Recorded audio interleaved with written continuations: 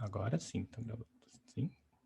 Então, uma tensão maior, apesar dele ser uma escola, um mini curso aí, bem prático, voltado a tentar passar questões práticas de como é que eu utilizo, como é que eu boto para funcionar uma rede neural profunda para fazer classificação de imagens.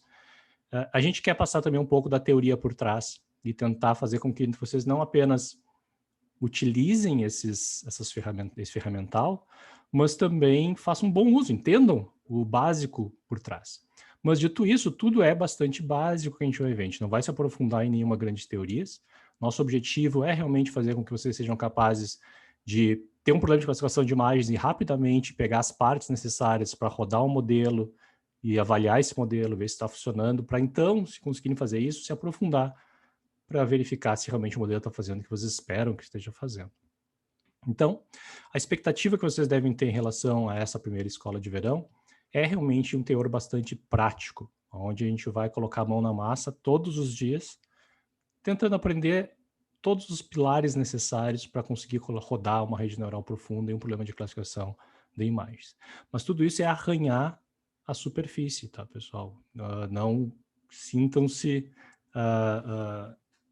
não sintam que isso é muito, que a gente vai se aprofundar demais em cada um desses assuntos, mas sim dar ponteiros para vocês conseguirem continuar se aprofundando posteriormente. Tá?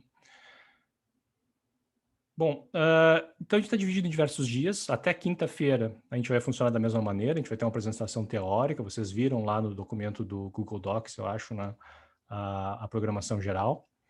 E cada dia vai estar dividido, então, em apresentação teórica e a parte prática. A parte prática inicia com a apresentação teórica da parte prática, se faz algum sentido isso. E aí a gente vai quebrar vocês em grupos, cada grupo associado a um monitor, para realizar uma tarefa proposta para aquele dia. Tá? E a nossa tarefa, obviamente, no último dia, na quinta-feira, é a implementação de uma rede neural profunda para fazer uma classificação de imagens em uma tarefa específica. Tá? Então, lá no final, a gente já vai ter uma rede neural funcionando, classificando imagens em uma tarefa específica, facilmente adaptável para o problema que vocês tiverem. Bom, e eu queria agradecer a todos que tornaram isso possível, tá? O pessoal do Hub tem trabalhado incessantemente para dar conta desse evento, tá? E alguns estão presentes aqui, mas agradecer em particular, em uma ordem específica, na ordem que me aparece aqui para vocês, o Fred Kremer, Larissa Freitas, Marcelo Pias, Ulisses Corrêa, Marilto Aguiar e Thiago Primo. Além dos nossos monitores, que são alunos da Universidade Federal de Pelotas, o Felipe Grunemann, a Gisele Simas, Ian Bender, Juan Burté e Ramásio Melo. Aí o Vitor Cossenza, estava lá no finzinho. Obrigado a todos pelo grande esforço que fizeram até aqui e que não terminou ainda, está recém começando, na verdade. E esse é o primeiro de muitos, tá? A gente espera não esperar o próximo verão para fazer o próximo evento e ter vários eventos espalhados ao longo do ano, ou pelo menos esperar ter a escola de inverno no mínimo. Sem mais delongas, a gente tem bastante conteúdo, então, pessoal, vocês têm alguma pergunta antes da gente iniciar oficialmente a nossa escola de verão? Esse é o momento para fazer. Vocês podem, durante a apresentação, levantar a mão em qualquer momento, tá? Eu acho que eu consigo ver a mãozinha de vocês em algum lugar levantada aqui. E a gente tenta acomodar as perguntas.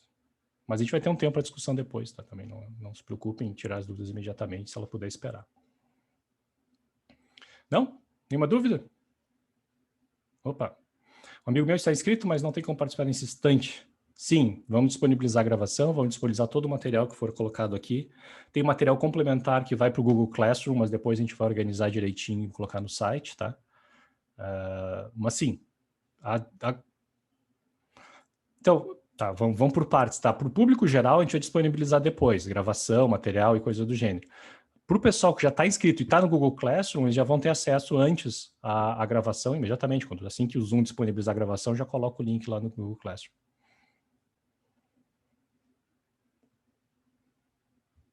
Certo. Então vamos lá, gente. Vamos começar com a nossa a primeira apresentação e Opa, não tem opção de botão de levantar a mão. Pois é, né? Eu não sei bem como funciona. Vê se aparece para ti isso lá em Reactions. Porque para algumas pessoas aparece um botão e para outras esse negócio fica dentro de Reactions. E eu acho que depende da versão do Zoom que tu está utilizando.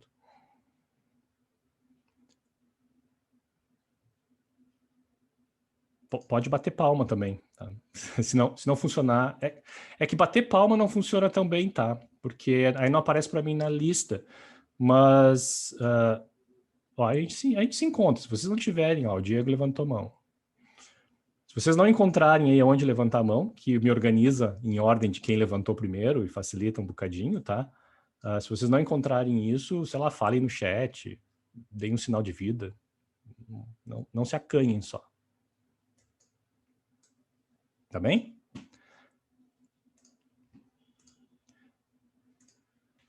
Então tá. Então, sem mais delongas, eu tenho só aqui. Agora ele fechou. Agora que eu botei para compartilhar, ele fechou a telinha onde eu vejo as mãozinhas de vocês. Aí, apareceu para mim aqui. Joia. Tá. Então, pessoal, nosso primeiro grande assunto, todos estão vendo, eu imagino. Sim, eu tenho outra tela compartilhada aqui, estou vendo que já está aparecendo. Nosso primeiro grande assunto é uma introdução ao aprendizado de máquina. E é claro que isso é a base necessária para a gente chegar num ponto onde a gente consegue entender primeiro o que é uma rede neural, o que é uma rede neural profunda e como é que a gente resolve o problema de classificação de imagem com essas redes. Tá? E o que a gente vai fazer agora é dar uma grande pincelada nessa área para a gente entender o básico necessário para a gente conseguir implementar, chegar na etapa de implementações desses modelos e afins. Tá? Sim, tem bastante coisa para a gente se aprofundar, e lá no Classroom, depois eu vou disponibilizar alguns links onde vocês já podem se aprofundar sobre cada um desses assuntos que eu vou mencionar por aqui. Tá?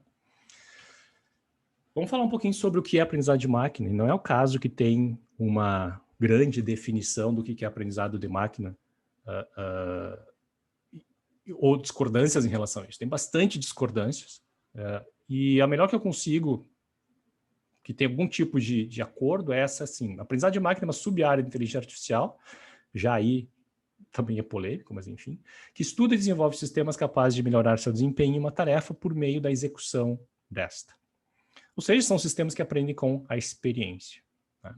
Então, o que significa isso? Significa que eu tenho um sistema que executa uma certa tarefa, e sistema computacional, tipicamente, e cada vez que ele executa essa tarefa, ele se torna melhor nesse processo, ele aprende a melhorar o seu desempenho nessa tarefa. Isso é o que a gente chama de experiência. Experiência é tentar realizar alguma determinada tarefa. Bom, mas não é o caso que esses sistemas são ditos online, que nem, não, ele está executando a tarefa e está aprendendo durante esse processo. Não, na verdade, a maior parte dos sistemas de aprendizado de máquina, inclusive os que a gente vai construir aqui, eles são ditos offline, que eles aprendem a partir de uma experiência controlada, que não é simplesmente em produção, já diretamente tentando resolver o problema no mundo real. Ele tem acesso a um ambiente controlado, onde ele pode experimentar com esse ambiente, aprender a resolver a tarefa e depois ser colocado no ambiente para funcionar. Se vocês forem pensar em termos de carros autodirigíveis, seria o caso da gente ter um carro que aprende num ambiente simulado antes de colocar ele para funcionar numa rua de verdade. Mas a experiência vem de diversas fontes, tá? E a gente pode falar em diversos tipos de aprendizado de máquina. Mas antes vamos falar das aplicações, né? Porque o aprendizado de máquina hoje é ubíquo na nossa sociedade. Então a gente tem diversos exemplos de aplicação que certamente vocês já esbarraram em diversas delas. Classificação de imagens, sons e texto. Se vocês usam a Siri, usam o Google Assistant ou afins, vocês já utilizaram reconhecimento de voz, por exemplo, ou síntese de voz. Então, quando vocês se comunicam com esses assistentes virtuais, Alexa e afins, né, tem uma inteligência artificial, um algoritmo de aprendizado de máquina que aprendeu a reconhecer vozes. Então, classificação de imagens, sons, textos. Hoje, classificação de imagens é o que a gente está focando aqui, né, que envolve, dado uma foto de um objeto, eu conseguir detectar se aquele objeto está naquela foto ou não. Mostra uma foto de um avião, eu quero saber, tem um avião aqui ou não tem um avião aqui? Eu tenho um gato ou é um cachorro? Isso é classificação de imagens. Mas eu posso fazer classificação de sons. A última versão do iPhone tem um sistema de acessibilidade que detecta sons de choro de criança, por exemplo, ou alarmes, sirenes de viaturas. Então, uma pessoa que tem deficiência auditiva liga isso, o celular avisa, olha, tem uma criança chorando, olha, tem uma sirene se aproximando. Reconhecimento facial de objetos, se vocês já usam o Facebook, reconhecimento facial direto, né? Os amigos postam uma foto de vocês e o Facebook vai lá e pergunta, és tu nessa foto? Porque já sabe que é tu, na verdade.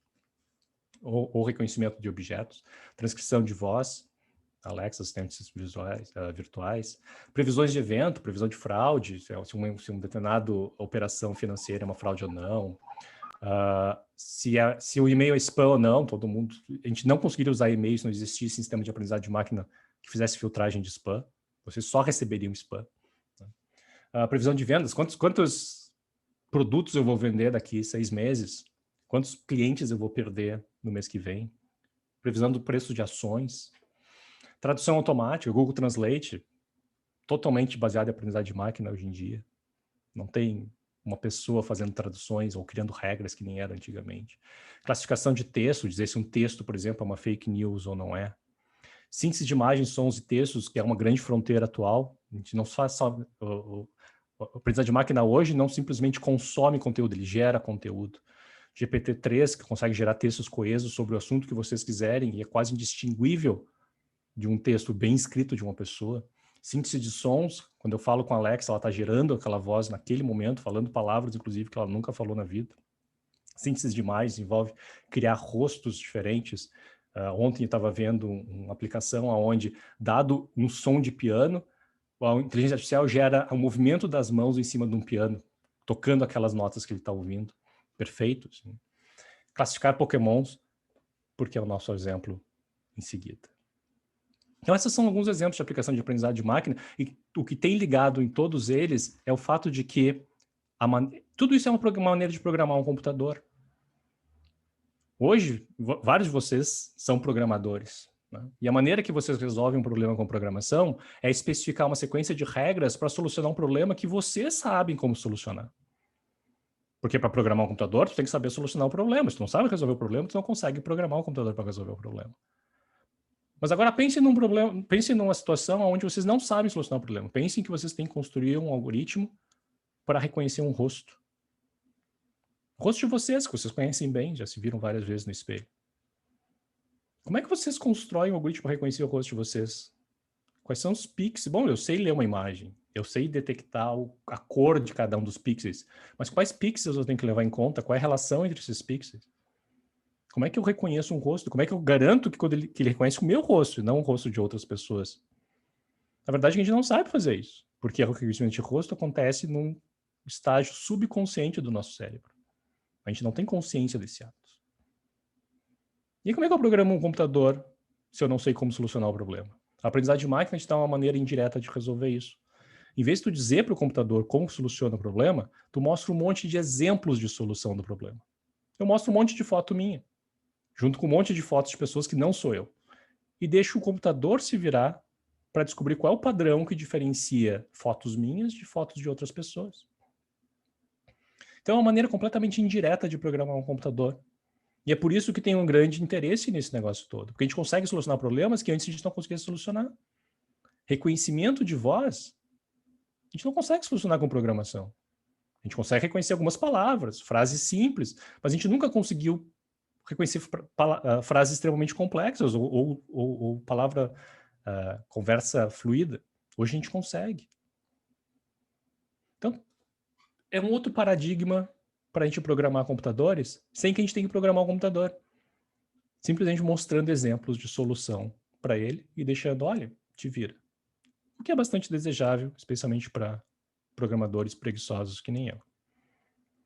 Mas antes de dar um exemplo mais concreto disso, e a gente vai focar em uma parte pequena da aprendizagem de máquina, vamos falar sobre os tipos de aprendizagem de máquina rapidamente. A gente tem 3 tipos. Tipo de aprendizado supervisionado, não supervisionado e para o reforço. Tá? Vou dar exemplos de supervisionado e não supervisionado aqui, só porque a gente vai precisar disso para contextualização geral, e aprendizado por reforço a gente não vai nem conseguir tocar efetivamente nisso. Tá? Mas aprendizado supervisionado é esse caso aqui, aonde Digamos que a minha tarefa é, dado uma foto de um Pokémon, eu quero dizer qual é o tipo dele. Então, aqui eu tenho dois tipos, o tal dos Pokémons de luta e o tal dos Pokémon de água. Tá? E eu tenho, embaixo de cada imagem, eu tenho o que a gente chama de rótulo. Ou seja, é o tipo dele. O criador do Pokémon me disse, olha, esse Pokémon é um Pokémon do tipo luta. Esse Pokémon é um Pokémon, é um Pokémon do tipo água. Eu não sei se vocês veem meu cursor, vocês veem meu cursor? Tá. Então esse Pokémon é um Sim. Pokémon... Obrigado. Esse Pokémon é um tipo água, esse Pokémon é um tipo luta, esse Pokémon é um tipo luta. Essa coisinha embaixo aqui é o que a gente chama de rótulo. O rótulo é a informação de qual é a classe, ou do que se trata esse Pokémon. Mas poderia ser, esse é o meu rosto, esse não é o meu rosto. Isso aqui é um gato, isso aqui é um cachorro.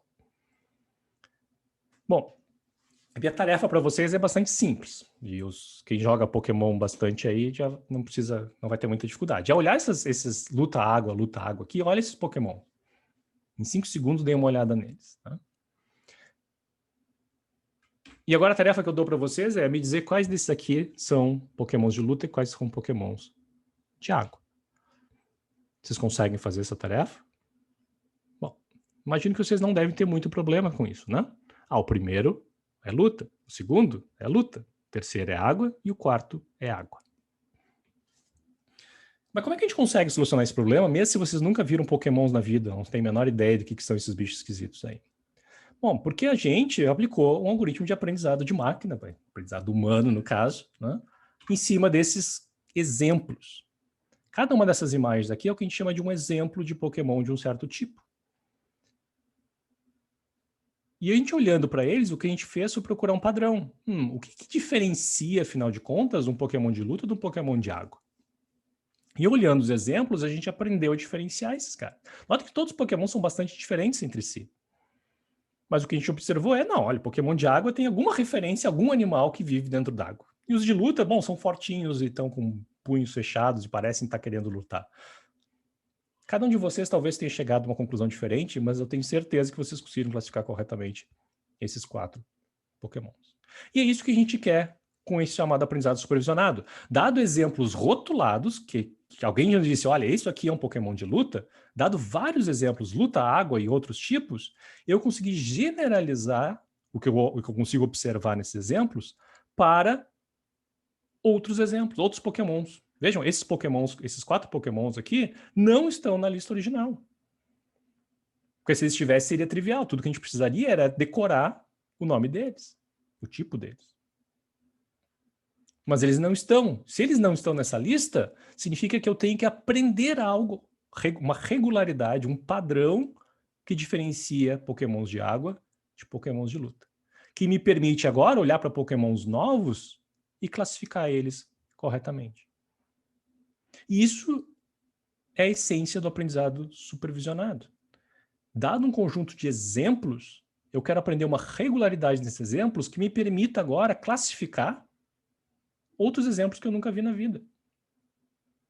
Afinal de contas, se eu for criar um sistema que reconhece fotos minhas, eu não quero que ele reconheça as minhas fotos tiradas até aquele momento, eu quero que ele classifique fotos futuras, que não foram tiradas ainda. E a única maneira de fazer isso é se ele aprender como me reconhecer, e não meramente decorar aquelas fotos, que é um problema que a gente vai falar daqui a pouco. Então, isso é aprendizado supervisionado. A gente vai focar todo esse curso, toda essa escola de verão é dedicada a esse tipo de aprendizado. Mas, novamente, ele não é o único. Existe pelo menos mais 2 tipos grandes e vários subtipos dentro desses tipos. Mas só para contrastar e dizer assim, mas o que seria um aprendizado não supervisionado, então?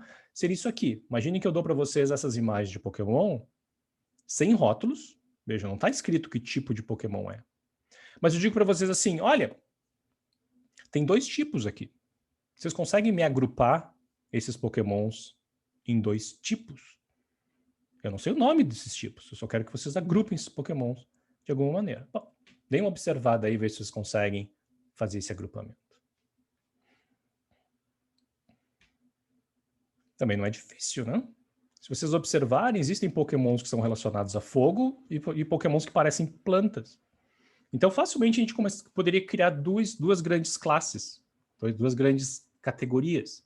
Pokémons que parecem fogo, esses dois, esse terceiro aqui, esses aqui, mais esses dois, e os outros que são plantas. Então, de fato, eles são tipo fogo e tipo planta. A gente não precisa saber que eles são tipo fogo e tipo planta, porque essa não era a tarefa. A tarefa era, me separe esses pokémons em 2 tipos. Depois a gente pode dar nome para eles. Mas como é que a gente consegue separar em 2 tipos? Olha, porque a gente, novamente, mesmo sem rótulo nenhum, a gente consegue observar esses pokémons e dizer assim, olha, esses caras são bastante diferentes entre si. Esse pokémon de plantinha aqui é muito diferente desse aqui. Provavelmente eles estão em classes diferentes, mas por outro lado, esse aqui é muito parecido com esse, porque tem verdes e parece uma planta.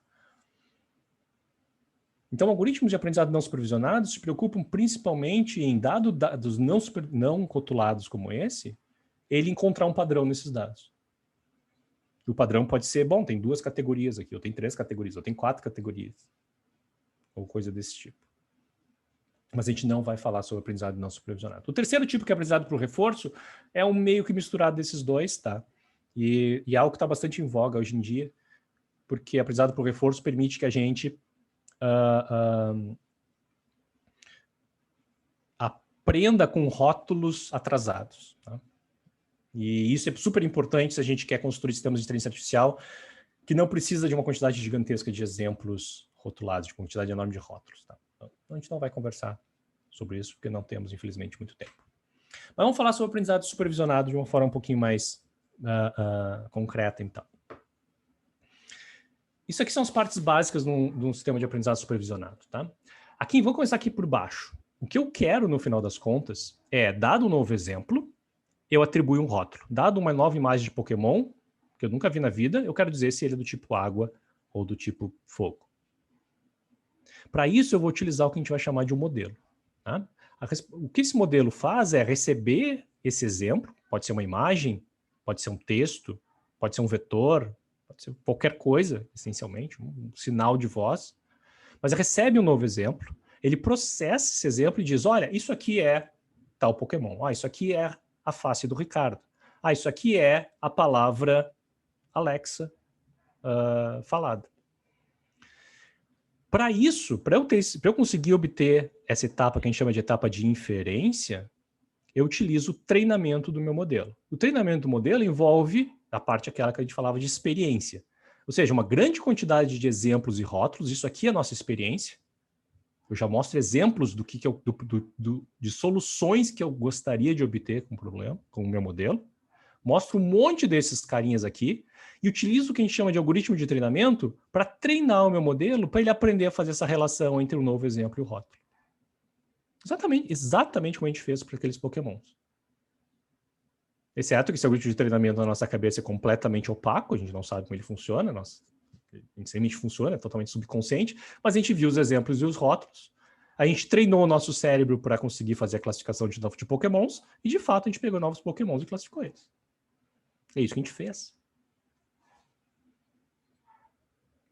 Bom, vamos ver, já vamos falar um pouquinho mais em cada uma dessas partes, tá? Vamos pegar um problema bem simples para a gente tentar solucionar e vamos construir cada uma dessas partes da maneira mais simples que a gente conseguir para tentar entender. Isso aqui é um conjunto de dados, um conjunto de exemplos.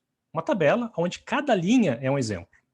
Querendo dizer o seguinte, imagine que a tarefa hipotética que a gente quer resolver aqui é classificar gatos e cachorros a partir do seu comprimento e peso.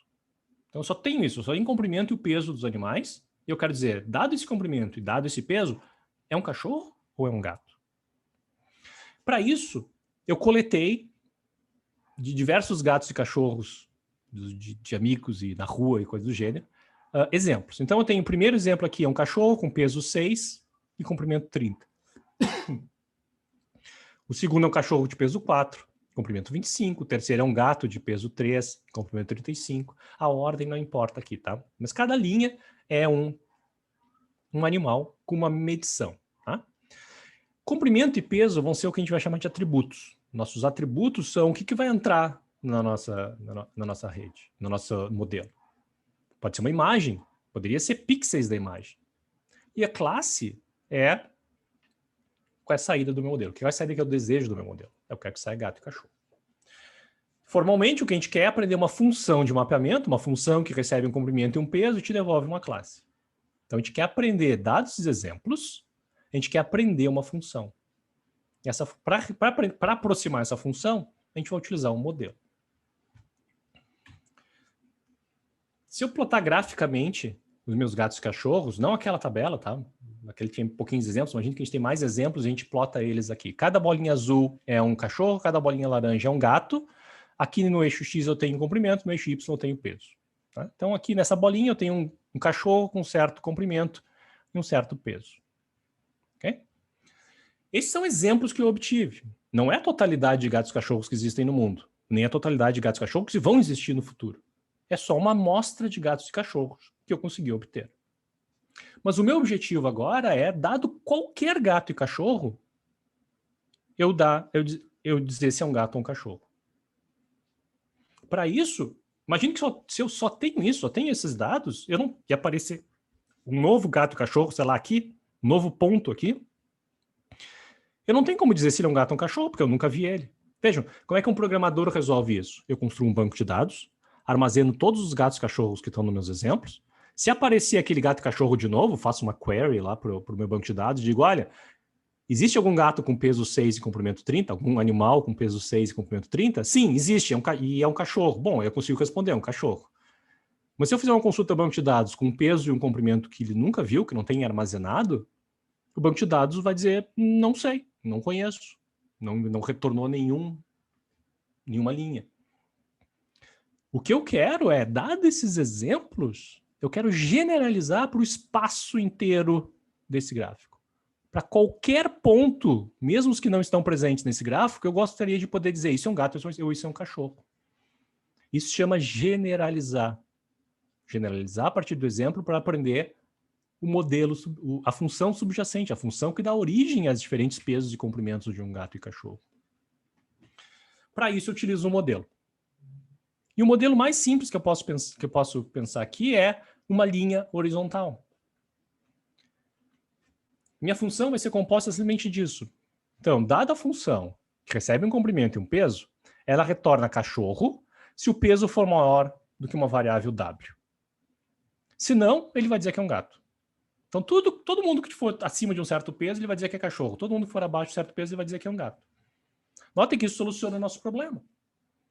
Porque agora, para qualquer peso e comprimento, nota que ele ignora o comprimento, tá? Mas para qualquer peso e comprimento, eu tenho como dizer se é um gato ou um cachorro. Meu modelo me dá uma resposta. Isso já é melhor que um banco de dados. Mas, obviamente, eu quero que ele dê a resposta correta. A resposta correta vai depender desse W. E aqui eu tenho... Opa, ainda não. Vai depender desse W. Para diferentes Ws, a gente vai ver daqui a pouco, eu posso ter respostas corretas ou não. Então, o modelo é uma representação de possíveis hipóteses sobre a relação entre atributos e a predição desejada. Ou seja, um modelo... por que isso aqui é um modelo? Porque diferentes Ws me dão respostas diferentes. Para um W específico, cachorro se peso for maior que 5, isso eu chamo de uma hipótese. Uma hipótese é uma instância de um modelo. Então, o meu modelo é um modelo genérico que pode representar múltiplas hipóteses. Tá? Então, o modelo é a representação de possíveis hipóteses e representa o quê? Representa a relação entre atributos e a predição desejada. Bom, está muito abstrato isso, mas é basicamente simples assim. Aqui eu tenho o mesmo gráfico que eu tinha antes, com duas hipóteses, ou seja, meu modelo instanciado com Ws diferentes. Um W é, sei lá, 12,4 e o outro W é 6. E ele divide esse modelo, essa reta horizontal, ela divide o meu espaço em dois. Tudo que estiver acima dela é cachorro, tudo que estiver abaixo dela é gato. Lembram, né? Tudo que for acima desse valor é cachorro. E o que a gente pode observar, já para esse exemplo de treinamento, aqui, esses exemplos que já foram nos dados, é que essa reta da esquerda, ela não classifica perfeitamente meus dados. De fato, ó, bom, todas as bolinhas azuis aqui em cima estão classificadas como cachorro, porque essa reta vai dizer que eles são cachorros. Mas todas as bolinhas que aparecerem embaixo dessa reta, ele vai dizer que é gato. E o que a gente observa é que tem alguns cachorros, e essas bolinhas azuis aqui são nossos rótulos, a gente sabe que é verdade, ou a gente assume que é verdade. Esse cachorro vai ser classificado como gato pelo meu modelo. Esse cachorro vai ser classificado como gato pelo modelo. Esse cachorro vai ser classificado como gato pelo modelo. Bom, todos os gatos estão classificados como gatos. Ótimo. Mas nem todo cachorro está classificado como cachorro. Ele chama de gato alguns cachorros. Então esse modelo é imperfeito. Mas eu consigo ajustar essa reta e botar essa reta em outro lugar aqui, para W igual a 6, aonde eu tenho uma classificação perfeita. Todos os cachorros estão em cima, todos os gatos estão embaixo. Ou seja, eu encontrei uma hipótese que a gente diz que é consistente com meus exemplos. Ele não erra para os meus exemplos, ele dá o valor correto para os meus exemplos. Todo cachorro que ele diz que é cachorro, de fato é cachorro. Todo gato que ele diz que é gato, de fato é gato. Então, aprendizado de máquina, essencialmente, é isso. Exceto que, em vez de utilizar uma reta horizontal, eu utilizo coisas um pouco mais complexas do que essa.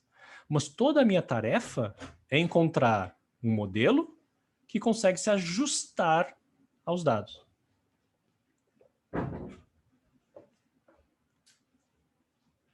Bom, é claro que a reta horizontal, que essa reta, como é que eu encontro essa reta horizontal no final das contas, né? Bom, tem diversas maneiras de encontrar essa reta. E esse é o processo que a gente chama de treinamento. Dado o meu modelo, então vamos voltar aqui, dado o meu modelo, eu quero encontrar o W, quero encontrar um valor para esse W que classifica corretamente meus exemplos, de acordo com uma métrica. Bom, nossa métrica aqui é contar quantos exemplos estão corretos, tá? Eu quero que todos estejam corretos. Já vamos tornar isso mais concreto, mas enfim. Então, encontrar esse W é o processo de treinamento do modelo. É o que a gente chama de encontrar parâmetros. E pode ter, obviamente, ter mais de um parâmetro no modelo, a gente vai ver alguns que têm mais. Tá? Então, nesse modelo extremamente simples, o que eu posso fazer é ficar mexendo nessa reta, subindo e descendo ela e testando. Bom, ela aqui, quão bom ela está aqui, quão bom ela está aqui. Até encontrar um ponto, encontrar um W que satisfaça o meu requisito. Seja ele qual for. Nesse caso, que ele classifique corretamente todo mundo. Uma vez que para cada uma dessas retas, eu tenho que calcular o quão boa ela é. Eu posso calcular o erro dela, ou o acerto dela. Para isso tem diversas métricas, já vamos falar de métricas daqui a pouco mais, tá? Mas aqui, a gente vai utilizar uma métrica bastante simples. Bom, mas aqui só sintetizando o que eu estava falando, né? Então, o algoritmo de treinamento encontra parâmetros do modelo que minimizam o erro nos dados de treinamento. Então, o algoritmo de treinamento é o cara que vai mexer nesse W, o algoritmo vai mexer nesse W, de forma que esse modelo instancie hipóteses específicas e eu vou escolher aquela hipótese que tem o menor erro possível nos meus dados de treinamento. Então, o algoritmo de treinamento encontra os parâmetros, parâmetro é o único nesse nosso modelo, só tem o W, que minimiza o erro nos dados de treinamento. O que é o nosso erro aqui? Bom, aqui a gente está chamando de acurácia. E acurácia vocês vão ouvir falar bastante. Acurácia basicamente é quantos eu estou acertando em cima de quantos exemplos eu tenho. Eu tenho 40 pontinhos, esse carinha aqui acerta 35 pontinhos. E dá uma acurácia de 87,5%. Esse carinha aqui acerta os 40 dos 40 e tem 100% de acurácia. Então, o meu algoritmo de treinamento, o objetivo dele é mexer nesse W até encontrar a melhor acurácia possível, que nem sempre vai ser 100% necessariamente, mas encontrar a melhor acurácia possível. E talvez a gente não queira acurácia também, aqui a gente está fazendo uma simplificação, tá? Mas obviamente nesse caso não tem outra métrica melhor, inclusive. Então, esse exemplo extremamente simples sintetiza tudo que tem, praticamente tudo que tem para saber em aprendizado de máquina. Eu tenho um modelo, esse modelo tem parâmetros, eu tenho um algoritmo que encontra o melhor parâmetro para o conjunto de dados que eu estou passando para ele, para o conjunto de exemplos que eu estou passando para ele. O que muda? O que complexifica a partir disso? Bom, meu modelo complexifica, o meu algoritmo de treinamento complexifica, eu quero que ele seja mais eficiente do que ficar testando valores aleatórios, ou testar todos os valores possíveis, que é ineficiente, é muito lento, a gente saberia disso. E eu talvez queira métricas melhores para avaliar o meu modelo, ou metodologias melhores para avaliar o meu modelo. Mas esses três partes é a base de todo aprendizado de máquina. Mas observem, claro, que esse meu modelo pode não ser suficiente. Notem que para esse conjunto de exemplos, uma reta horizontal é insuficiente. Eu não tenho nenhuma reta horizontal que seja capaz de separar perfeitamente gatos de cachorro, que me dê uma acurácia 100%. De fato, todas as retas são meio ruins. Erro mais ou menos metade sempre. Nesse caso, eu digo que meu modelo não é expressivo o suficiente. Ou seja, se meus dados são mais complexos, o meu modelo tem que acompanhar, ele também tem que ser mais complexo. A reta horizontal te diz que ela não é expressiva o suficiente, ela não consegue expressar o problema. Ou seja, aqui é uma maneira bonita de dizer, ela não soluciona o meu problema. Mas a gente consegue solucionar esse problema aqui se a gente permitir que a gente tenha uma reta generalizada. Se eu disser assim, não, eu posso ter retas que não são horizontais, eu posso ter retas quaisquer.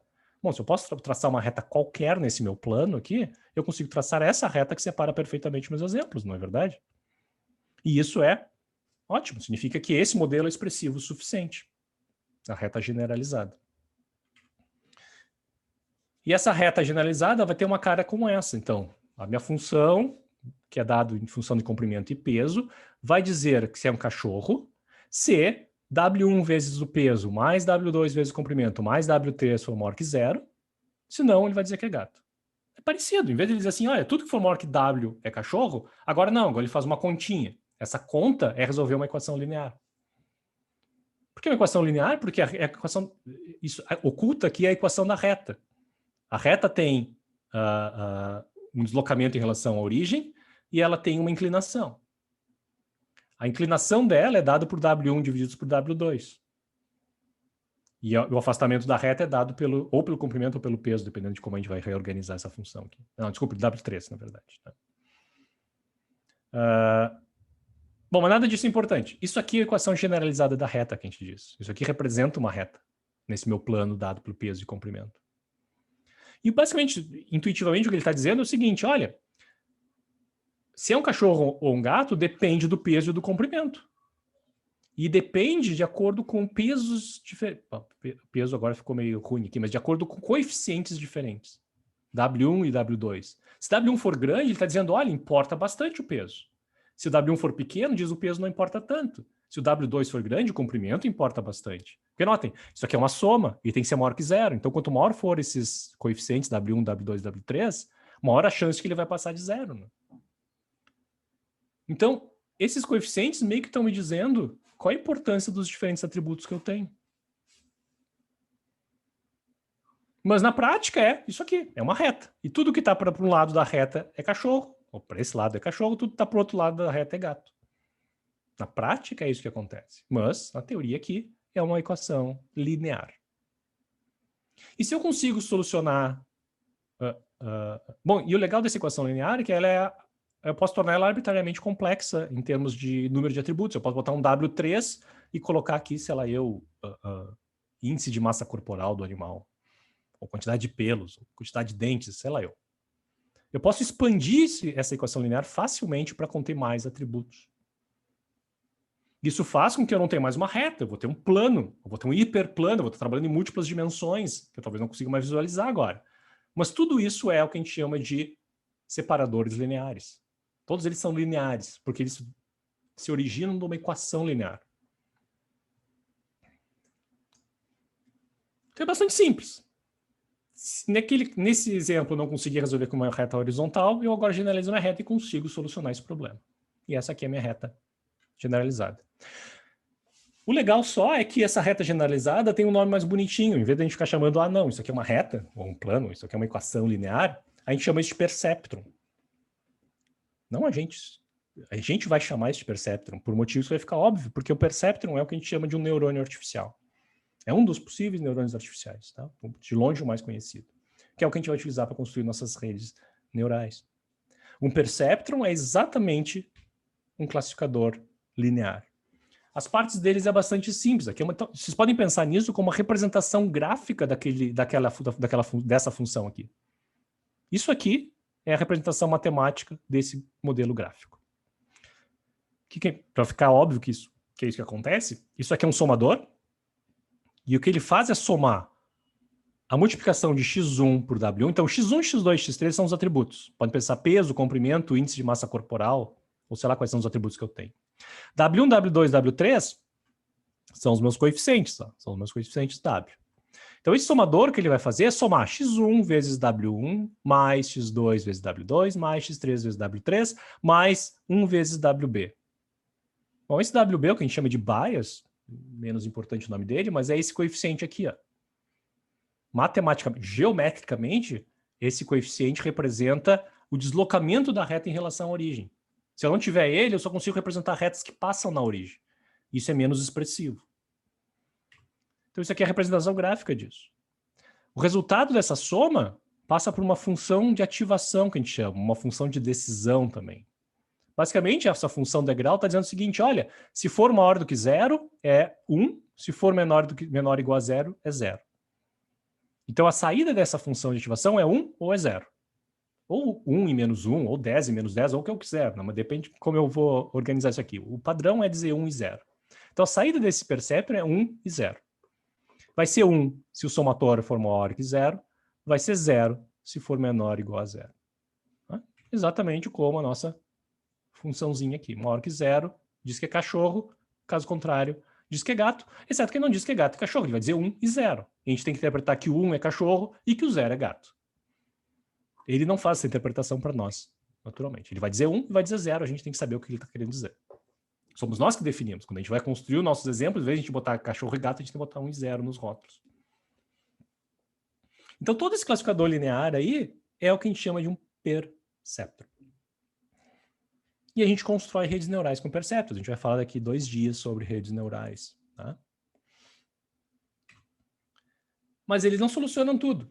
Porque aqui eu tenho um problema que não é linearmente separável, que a gente diz. Um problema linearmente separável é um que eu consigo separar com classificador linear, com perceptron. E notem que não tem reta no mundo que consiga separar esses carinhas aqui. Eles estão muito juntos, muito bagunçados para eu conseguir passar uma reta e separar perfeitamente. Significa que para aprender esses caras, eu preciso de algo mais complexo. Eu preciso que o meu modelo se complexifique. Ou seja, o perceptron é insuficiente, por isso que eu preciso de redes neurais, a gente vai ver. Bom, tudo bem? Tudo muito bonito. Como é que eu treino esse negócio? Agora eu tenho um monte de parâmetro. Como é que eu faço treinamento disso? Bom, tem diversas maneiras de treinar isso. Eu vou mostrar uma delas, a maneira talvez mais canônica de treinar um perceptron, e vão ficar bem superficial. A gente utiliza a chamada descida de gradiente, mas em particular descida de gradiente estocástica. Tem esse nome bonitinho aí, mas ele é bastante simples. A ideia é bastante simples. Primeiro, está faltando o primeiro passo aqui. Inicia os coeficientes, aqueles pesos W, de forma completamente aleatória. Chuta valores para ele. Literalmente chuta valores para ele. Bom, com isso eu instancio uma hipótese, porque aquele é meu modelo. Meu modelo é o perceptron, e uma hipótese é um perceptron com pesos específicos. Então eu dou pesos aleatórios, eu instancio uma hipótese. E agora o que eu faço é mostrar exemplo por exemplo. Pego meus exemplos e apresento para o perceptron. Coloco ele na entrada, vamos voltar para o meu gráfico do perceptron. Coloco o meu exemplo aqui na entrada, calculo tudo que tiver para calcular até chegar na saída. Ele vai dizer 1 ou 0. Ele vai dizer 1 ou 0. Então, para cada um dos exemplos, eu calculo a saída do perceptron e agora eu calculo o erro da saída. Bom, ele deu 0 e era para estar dando 1. Por que eu sei? Como é que eu sei que ele deveria estar dando 1? Porque eu tenho, nos meus exemplos, eu tenho rótulo, o que eu gostaria que estivesse saindo. Lembre-se, toda aprendizagem de máquina, a gente apresenta exemplos do que a gente gostaria que estivesse saindo. Então, a gente sabe o que deveria estar saindo. E se ele está saindo errado, isso é um erro. Então, eu calculo esse erro. E agora, usando esse erro, eu atualizo cada um dos pesos do perceptron de forma a reduzir o erro. Super simplificado, obviamente, tá?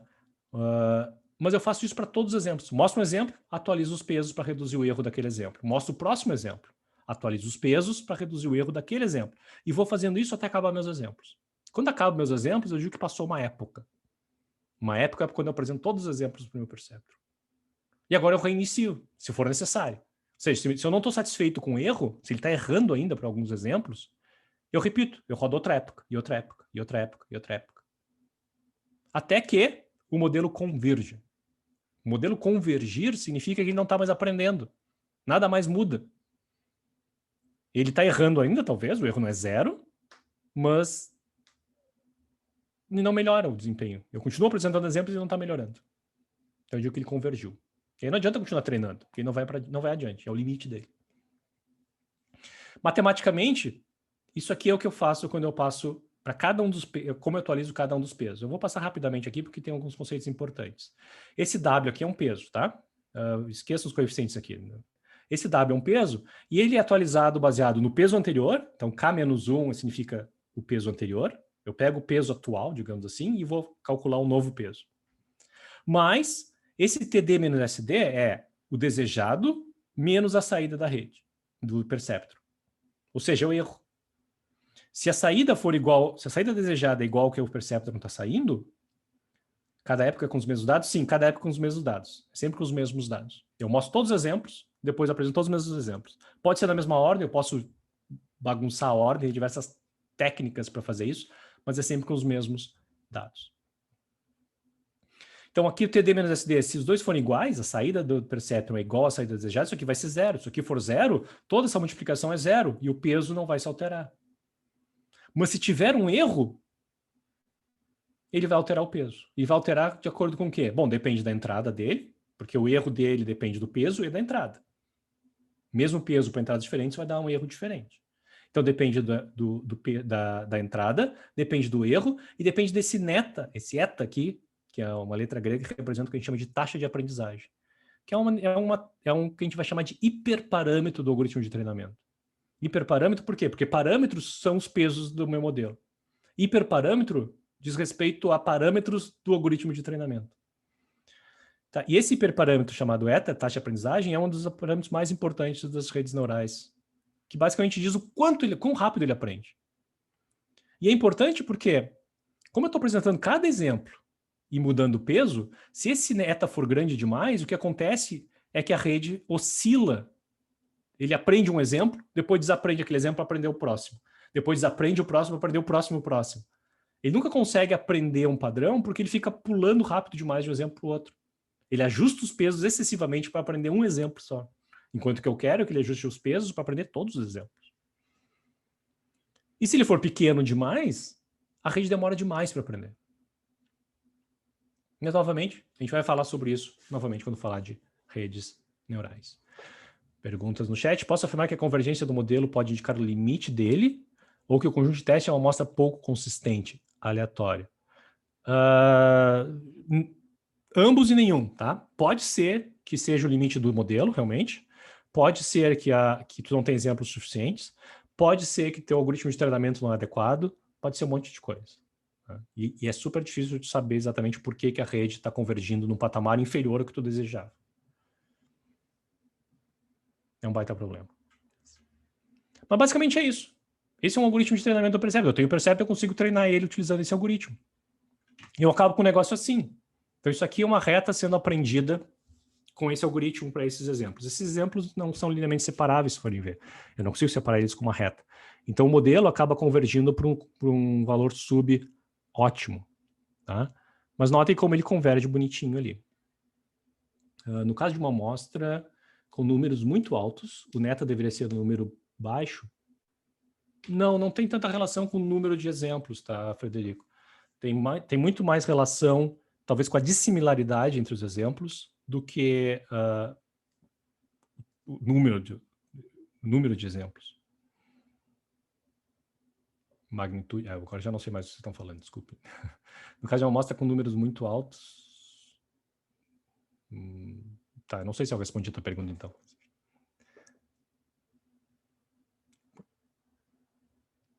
Tá, respondi? Ótimo. Respondam para ele aí, por favor, no chat, se eu não respondi corretamente. A gente está com pouco tempo mesmo.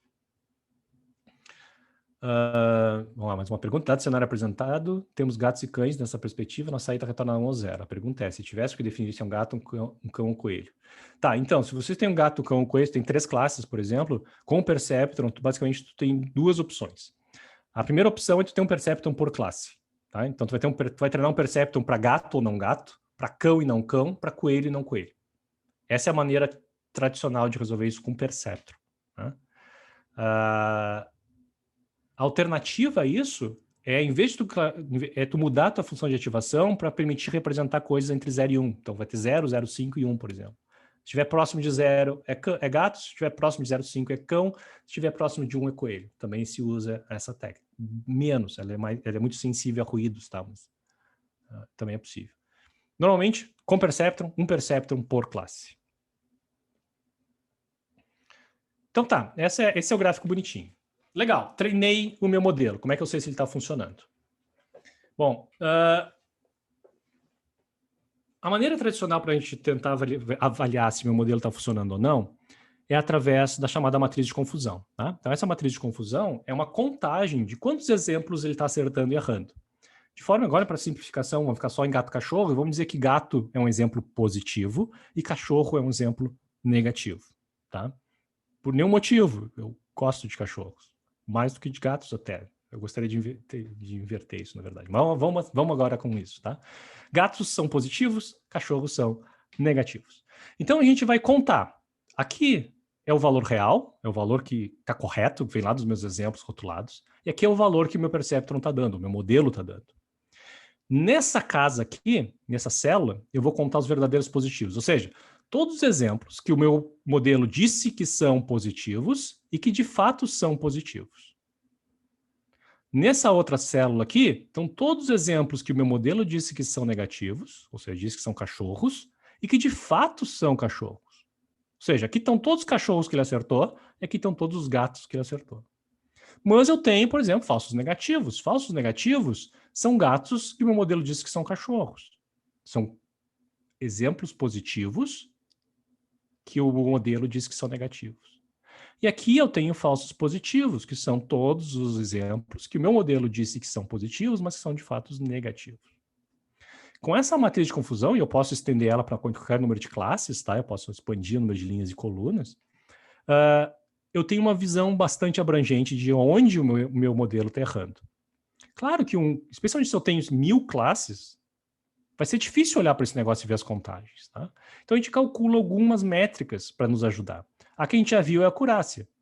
A acurácia é simplesmente todos os verdadeiros positivos, todos os verdadeiros negativos, divididos pelo N, o total de exemplos. Tá? E quantos ele acertou no total?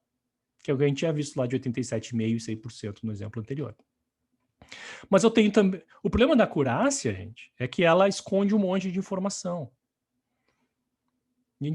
Na verdade, eu acho que daqui a pouco a gente tem um bom exemplo. Mas, por exemplo, digamos que vocês têm um modelo que tem 95% de acurácia. Isso é bom ou ruim?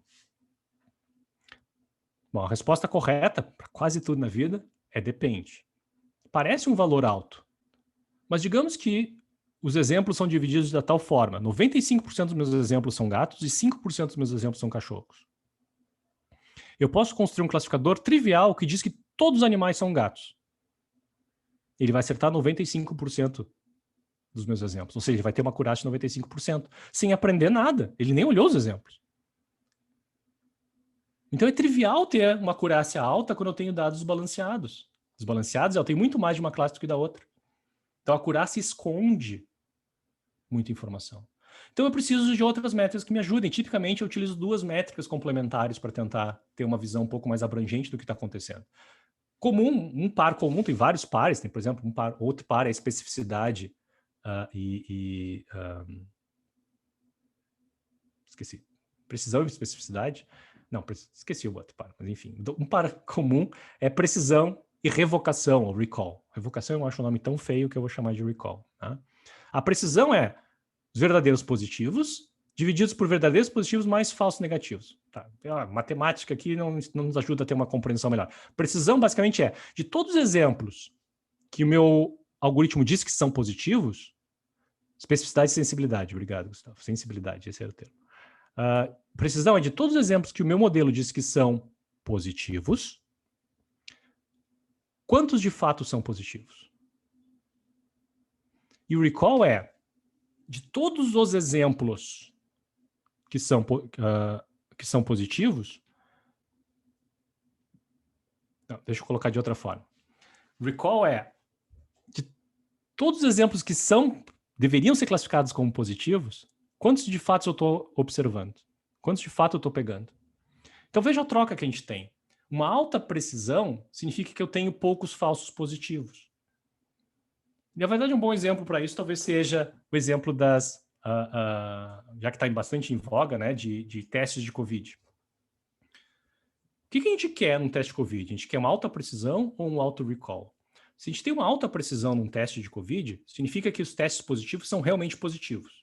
Eu tenho poucos falsos positivos. Ou seja, se tu faz o teste e dá positivo, é porque muito provavelmente tu tens COVID. Uma baixa precisão significa que eu tenho muitos falsos positivos. Tu faz o teste, dá positivo, mas tu está incerto se de fato ele está correto, porque ele pode errar. Agora, um auto-recall significa que a gente não está deixando passar nenhum doente. A gente tem poucos falsos negativos. Um baixo recall significa que tem um monte de gente que quer positivo, mas ele está dizendo que não é. Então, notem a dualidade que a gente tem. Esses são métricas duais. Elas se complementam entre si. Uma é uma métrica relativa a falsos positivos e a outra é uma métrica relativa a falsos negativos. E, infelizmente, acontece que, com alguma frequência, a gente tem uma troca no treinamento dos modelos. Quando eu aumento a precisão, eu reduzo o meu recall. Quando eu aumento o meu recall, eu reduzo a minha precisão. Tá?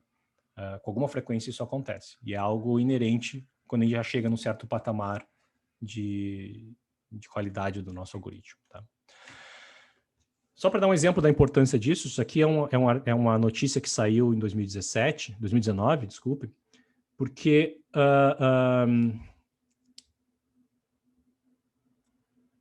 a prefeitura, o governo estadual, eu não sei se a prefeitura ou o governo estadual de Nova York instalou câmeras com sistemas de reconhecimento faciais para tentar encontrar pessoas que estavam na lista de mais procurados da polícia. Tá? E eles disseram, e a empresa que vendeu isso, na verdade, a empresa que vendeu isso para o governo, disse assim, olha, ele faz um erro em 1000. Que é o que ele diz assim, ele tem 99,9% de acurácia. Tem 99,9% de acurácia. Pô, 99,9% de acurácia é uma acurácia sensacional. Parece, né? E de fato, eles botaram isso para funcionar. E aí um grupo independente resolveu testar esse negócio. Tá? Eles pegaram os logs lá de todas as pessoas que o sistema identificou como pertencendo digamos que é criminoso, pessoas que o sistema estava dizendo que são criminosos, e viram e o protocolo deles é sempre que o sistema indica que é criminoso, a polícia aborda. A polícia vai lá e aborda o cara, pede a identidade para verificar e faz a verificação se a pessoa está certa, se é a pessoa certa ou não. Se for o criminoso, obviamente é preso. Se não for a pessoa que eles achavam que era, liberava. Então, com a empresa dizendo que é 99,9% de acurácia, a gente esperaria, pô, ele não erra nunca, né? Não erra quase nunca. E aí o teste que os caras fizeram, e analisando os logs com mais detalhes, e tá ali, que está escrito ali, dizendo assim, o professor Fussey e Darag Murray avaliaram a tecnologia, a acurácia da tecnologia, em 6 das 10 testes policiais, que estavam em testes em funcionamento, tá? Mas eles pegaram 6, pense assim, 6 dias, tá? E avaliaram. Eles descobriram que, dos 42 matches, queremos dizer assim, dos 42 criminosos identificados pelo sistema, somente 8 estavam corretos. Somente 8 eram criminosos realmente. Os outros todos eram inocentes. E isso dá uma precisão de 19%. Ou como o artigo, esse artigo é um artigo de jornal, tá? Então, obviamente, ele está simplificando a linguagem, está dizendo um erro de 81%. Mas isso é precisão de 19%. Uma precisão baixíssima. Significa que a maior parte das pessoas que a polícia estava abordando não eram criminosos. Uma minoria, 19% apenas, eram criminosos. E vocês podem imaginar que isso não é legal.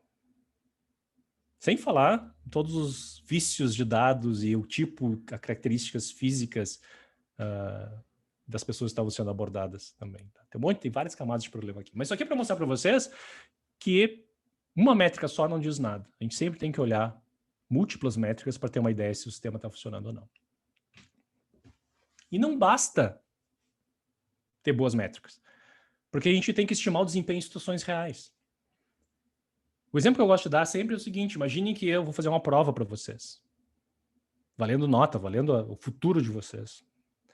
Mas eu vou dar a prova um dia anterior, eu vou deixar vocês levarem para casa a prova. Vocês vão voltar amanhã e vão preencher a prova junto comigo, mas eu vou deixar vocês levarem a prova para casa. Qual é o incentivo que vocês têm? O incentivo de vocês é encontrar as respostas todas, decorar as respostas, chegar amanhã e simplesmente botar as respostas na prova. Isso prova que vocês aprenderam alguma coisa para mim? Não. Prova só que vocês decoraram os exemplos, decoraram as questões. O que a gente precisa... Isso acontece a mesma coisa na aprendizagem de máquina. Se o meu objetivo é ter 100% de acurácia, 100% de precisão, 100% de recall, nos dados de treinamento, eu tenho uma solução muito fácil para isso. Eu construo um banco de dados. Coloco todos os exemplos lá dentro, e quando ele perguntar para aquele exemplo, eu dou a resposta correta, acabou. Mas o que acontece agora se eu pegar esse banco de dados e colocar no mundo real para ele classificar novos pokémons. Ele não vai saber. O banco de dados, eu nunca vi esse Pokémon na vida, não sei dar uma resposta, que pena. E não vai dar resposta nenhuma. Então, a avaliação que eu faço em cima do meu conjunto de treinamento, aquele conjunto de dados que eu estou utilizando para treinar o meu modelo, ele é otimista demais, porque ele dá incentivo para o modelo decorar. A maneira de eu resolver isso é relativamente simples, e é a maneira que a gente resolve isso em sala de aula também. Eu quebro meus exemplos em dois conjuntos, um conjunto de treinamento e um conjunto de teste.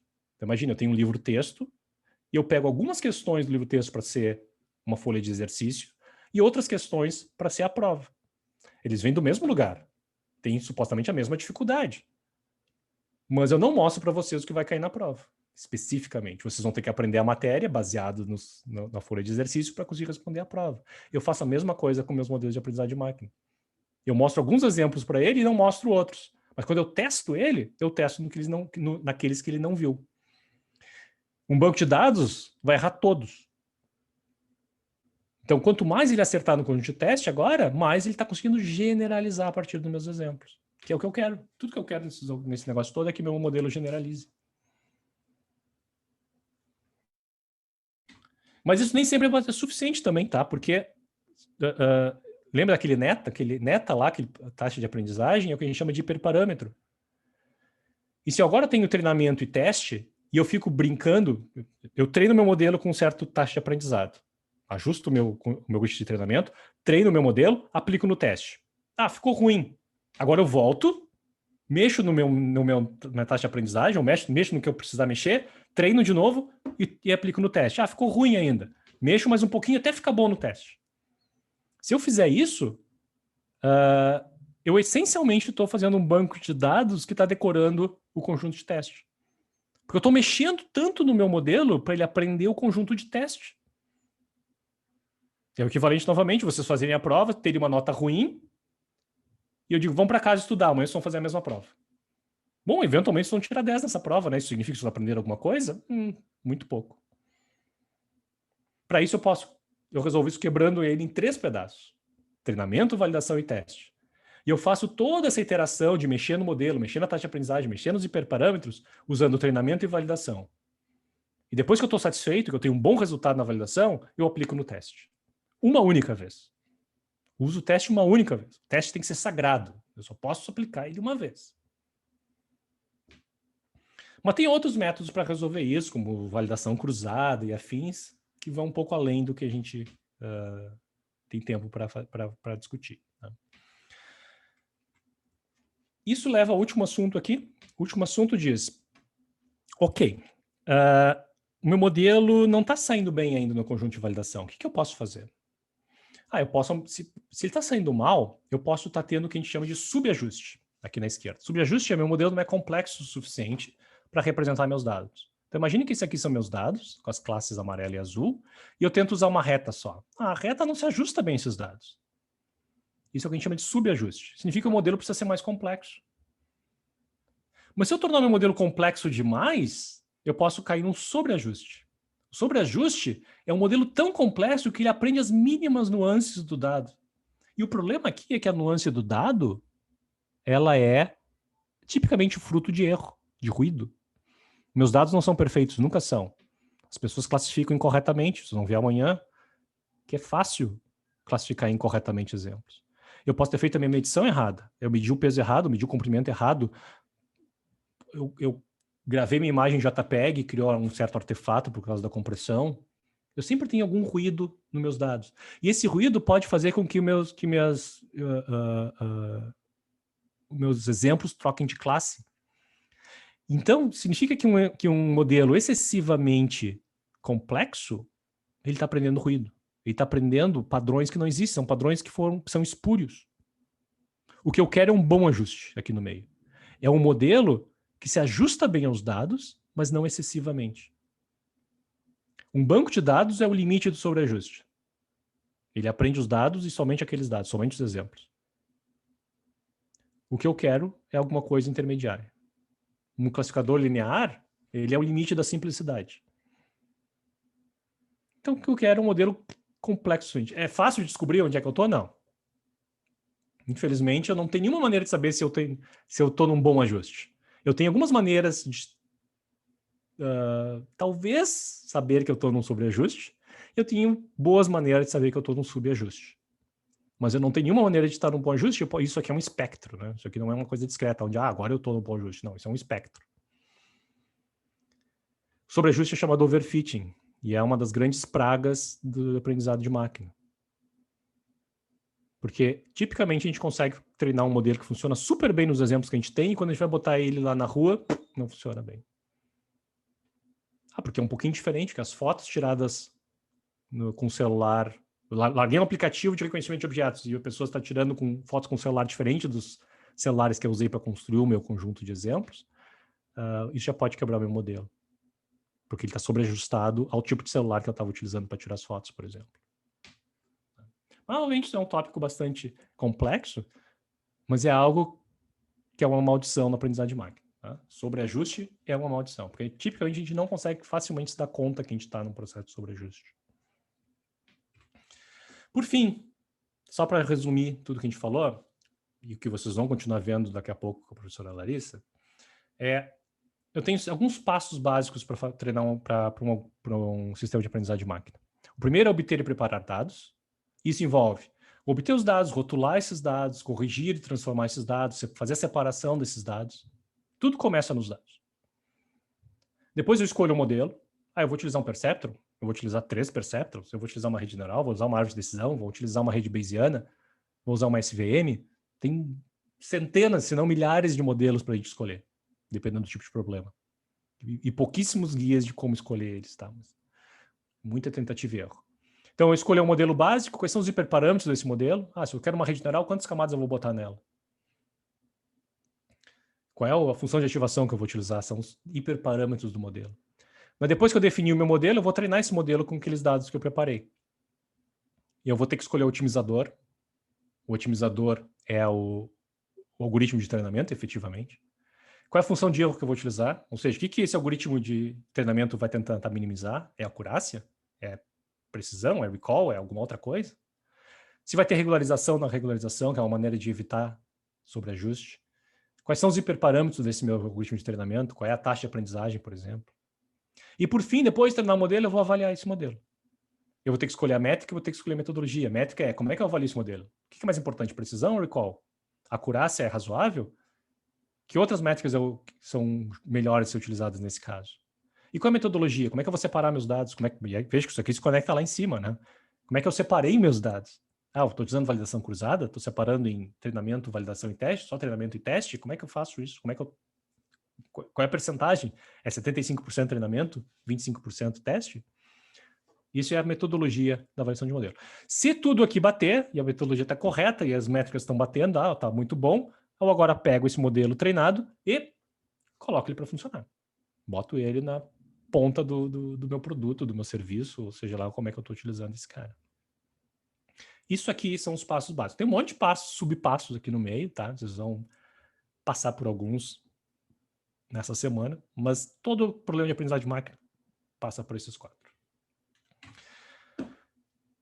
Estourei um pouquinho de tempo, em 10 minutos aí, mas vamos fazer uma sessãozinha de perguntas. A maneira que a gente está organizando aqui, tá, gente, depois dessa sessão de perguntas, e hoje vai ser um pouquinho menor, a gente deixa mais tempo nos próximos dias, é quebrar vocês em grupos para a gente tomar uma água, dar uma descansada, não ficarem olhando para minha cara muito tempo, e para vocês se conhecerem, vocês conversarem em grupos menores, aqui no Zoom mesmo, e trocarem umas ideias, dizerem o que acharam, o que gostaram, o que não gostaram. Ninguém vai estar ouvindo vocês, tá? Mas é mais para vocês se conhecerem mesmo. Vamos lá, vamos para uma sessãozinha de perguntas. O que ficou de dúvida aí? O que o Alex está falando ali? Já tivemos esse problema ao treinar uma RNA, uma RNA é uma rede neural, uma recorrente, é isso? Com imagens de dataset públicos. Porém, na vida real, imagens eram diferentes. Pois é, isso acontece muito frequente. Eu vou treinar, e vocês vão fazer isso, tá? Vou treinar para classificar gatos e cachorros. Não gatos e cachorros, vamos fazer outra coisa, tá? Mas vamos pegar um monte de imagens do Flickr de gatos e cachorros. Mas o que eu quero é construir um aplicativo que eu tiro foto do animal e me diz se é um gato e cachorro. Mas as imagens do Flickr, elas têm uma resolução enorme, são tiradas com câmeras profissionais, por profissionais. não é representativo do tipo de foto que eu vou obter com o meu celular. E apesar dele funcionar super bem, a minha rede, quando eu passo para o meu celular, fica uma droga. Como o parâmetro batch size interfere nos cálculos? Batch size, que ele está mencionando ali, diz respeito a uma outra técnica que para treinamento de redes neurais em particular, ou de Perceptron também, que em vez de eu apresentar um exemplo por exemplo, eu agrupo meus exemplos no que a gente chama de batches. São grupos. E aí eu mostro cada um desses grupos para o meu algoritmo de treinamento. Então, em geral, teoricamente não interfere muito. O que a gente ganha é eficiência de cálculo quando a gente tem batches maiores, especialmente quando a gente está treinando com hardware especializado. Redes neurais são muito treinadas com GPUs, né, placas gráficas. E tipicamente o que eu quero fazer é botar o maior batch que cabe na minha memória de GPU para acelerar o processo. Mas interfere, tá? O ideal, na verdade, era ter um batch do tamanho do conjunto de dados. Não vamos nos adiantar muito, na verdade. A gente vai falar de redes neurais daqui a pouco. Daqui 2 dias. Como saber quantas camadas de rede neural uma rede neural precisa ter? Não se sabe. Não se sabe, Joey. A gente vai falar sobre isso, tá? A gente vai falar daqui 2 dias sobre isso. Vamos deixar para lá. Mas, em geral, a tendência atual é quanto mais, melhor. Vai até onde teu hardware permitir. Em quantas camadas a rede neural já é considerada uma rede neural? Mais que 2 camadas tende a ser já uma rede neural profunda, por motivos históricos principalmente, tá? Mas a gente começa realmente a dizer que é uma rede neural profunda de 4, 5 camadas para cima. Coisas intermediárias são mais raras. Acima de 2, já dá para dar uma forçada e dizer que é uma rede neural profunda.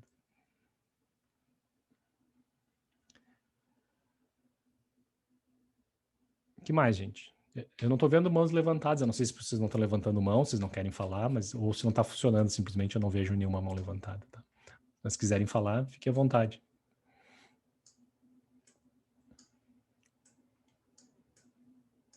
Mais alguma dúvida? Bom, claro, muito básico, né? A gente está falando de coisas bastante básicas. Eu espero não ter passado rápido demais por nenhum assunto. A gente vai se aprofundar em cada uma dessas coisas ao longo da semana. A gente vai voltar a alguns assuntos, tá? Mas era importante vocês terem essa visão mais geral.